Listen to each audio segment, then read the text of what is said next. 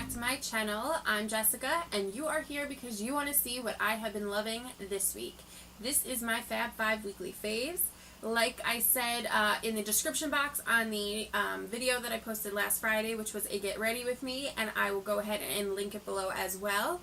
I didn't do a Fab 5 last week simply because, as I stated the week prior, my allergies have just been really bad and affecting my eyes, and I pretty much have been sticking to the same products for the last 2 weeks.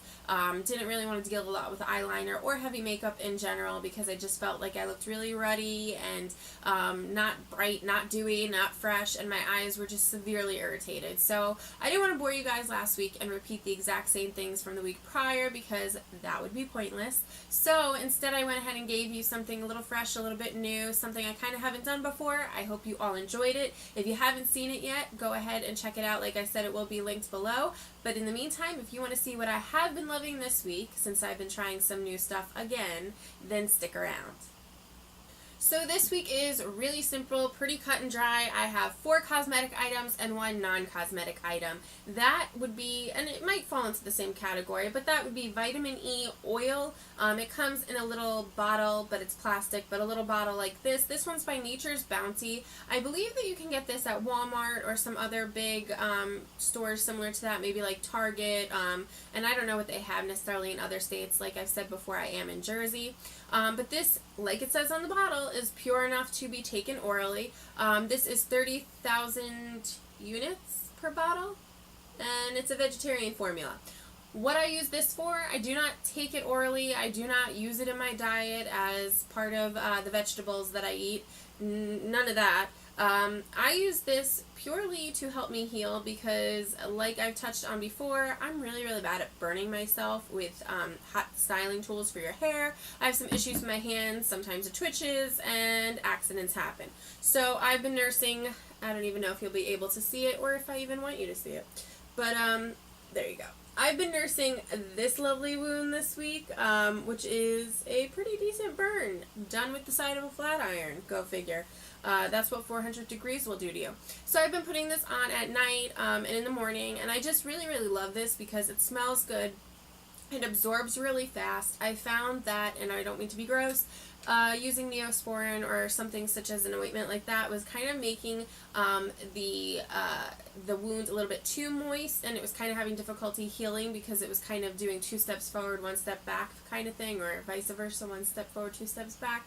Whereas this kind of just goes in, absorbs. It doesn't feel tight as it's healing. It's not irritated, and it doesn't affect my clothing because it does absorb really quickly. And I've been able to use it pretty much without any problem day or night, and it's just become a really easy part of my routine while I wait for this puppy to go away.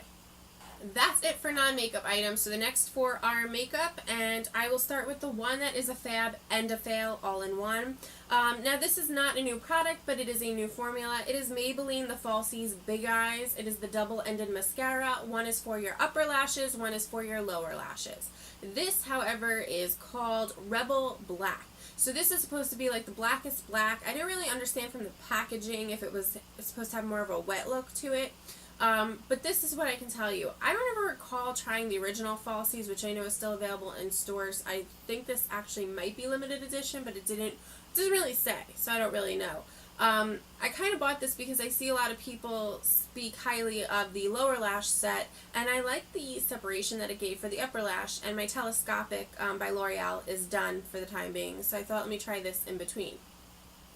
I am obsessed with the lower lash one. The lower lash one is just so tiny, so perfectly separated. There's such nice spaces between the bristles, sections of the wand, whatever you want to call it, that it just basically lightly touches on your lower lashes, and that it doesn't make them too wet, it doesn't make them too defined. Sometimes I like to get a little bit more definition at the root of the lash, kind of more at the lash line, and kind of have that lighten up a little bit as I go toward the end of the lash. I really am not a fan of spider lashes, and I'm new to wearing mascara on my lower lashes as it is. So I find that that's really good if you are starting out like me with your lower lashes. It's just a really soft, gentle formula. It definitely doesn't give you too much definition where it looks unnatural.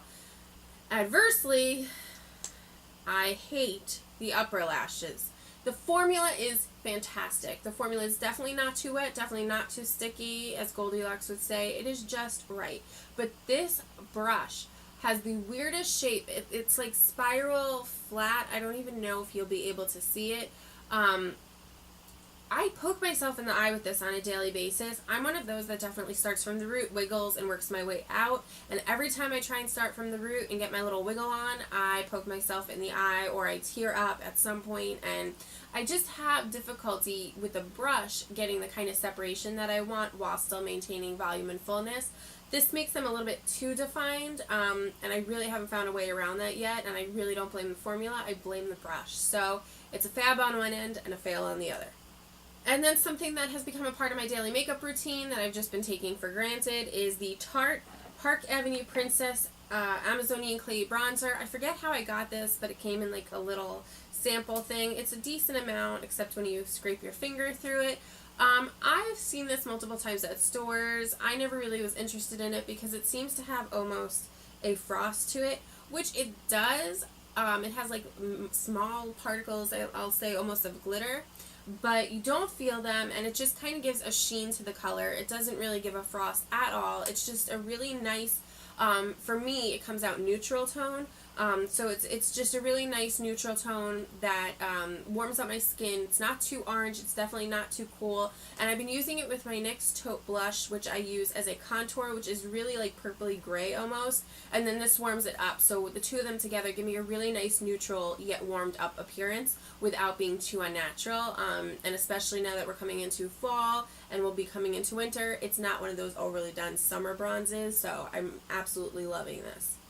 The next item is on my lips. I searched high and low for these and ended up with 5 of them. Those are the new Maybelline, what do they call them?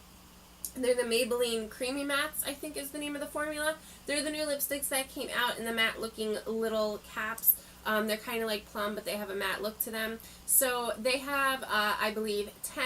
I bought 5 of them. They had, I want to say they had almost all of them available, but I just bought what caught my eye.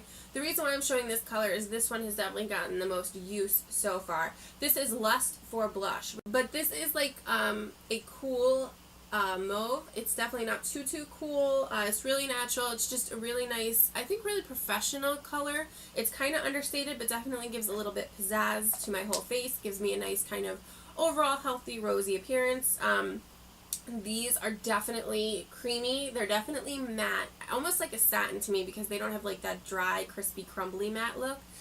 You don't get a lot of separation in your lip lines. They go on really nice and smooth. For me, they're really super long lasting, and I've been really taken aback by the amount of time that I get wear out of these on my lips.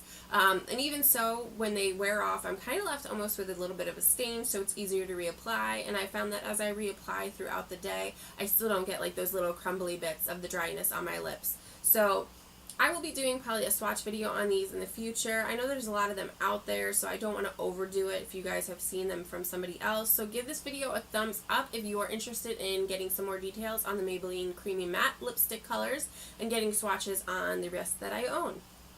And the last item will definitely be a video unto itself, and that is my ColourPop eyeshadows. These are the, what are they, Super Shock shadows. They're kind of like a mix between a gel, a cream shadow, and a pressed pigment, and they're just mind-blowingly amazing. They're $5 a piece, so they're super duper cheap. I will be doing a full video dedicated just to these with full swatches and a tutorial involved if you wanted a demo on a look to do, but you primarily use these with your finger. I always do that typically. I didn't do that today. And then I usually go, I did it only with my finger today. Typically, I do it with my finger, and then I'll go back over it with a MAC 242 and some MAC Fix Plus just to kind of give a nice, shiny, foiled metallic finish to it. So today I went with Sequin, which to me is kind of like a rose gold color. I mean, it's absolutely stunning. If you've seen in my Get Ready With Me, my, who makes it? The Josie Maran Coconut Water eyeshadow in the Rio de Rose Gold. This to me is like a perfect match for that color and a perfect in finish that I can then go ahead and put this on over and get just as much of a metallic mirrored appearance to it almost that's going to last the entire day. These primarily have different colored glitters in them. I am petrified of glitter. We all know this. I have such an aversion to glitter. These glitters do not budge, and they come right off at the end of the day with makeup removers. So I am impressed beyond impressed beyond impressed with these products in general. All of the ColourPop eyeshadows. I definitely went a little overboard. I placed an order of 8 to get free shipping, because if you spend $40 you get free shipping, and I love them so much that I placed another order of 8. So I own 15. One is for a friend, and there's still a few more that I want, but I'm trying to calm down for now. I just find these to be really versatile, really great whether you want to pop a color or not, and keep an eye out for the video dedicated to these, because these are just really unique as far as the formula is concerned, the finish, and just the total appearance. So I'm actually wearing these on my eyes today. This is right in the center of the lid, mixed in with some other matte colors for the transition and the arch. So this is definitely giving me that nice little pop that goes with my Lust for Blush lipstick. That's it. That's all I have for you guys today. Like I said, I'm really sorry that I wasn't around last week, but I didn't want to bore you. And if you didn't get to catch it last week, I will be linking my Get Ready With Me down below, so you can go ahead and see what my favorite everyday look is throughout summer and fall. It's really easy and really easy to emulate, and I'm sure that you guys will love to give it a shot, because it's just really flattering on lots of eye colors, skin colors, and I think I'm even going to be doing a follow-up to it, just to let you know some other items you can use to replace some of the more high-end items that I use. I'll give you some drugstore dupes for some of the products that I use in the video, so that way you can do it and save money at the same time. Like I said in this video, go ahead and give it a thumbs up if you want to see a full review on the Maybelline Creamy Matte Lipsticks and swatches on all of the colors that I own. I'm more than happy to do that for all of you. Otherwise, if you haven't already done so, go ahead and subscribe. You can hit that button below, and that'll help you to do that. And that way you'll be aware of everything that I post in the future, including that ColourPop eyeshadow video. I will see you all in my next video. Probably going to be another haul, because I have an issue. And in the meantime, you guys have a good weekend. Bye!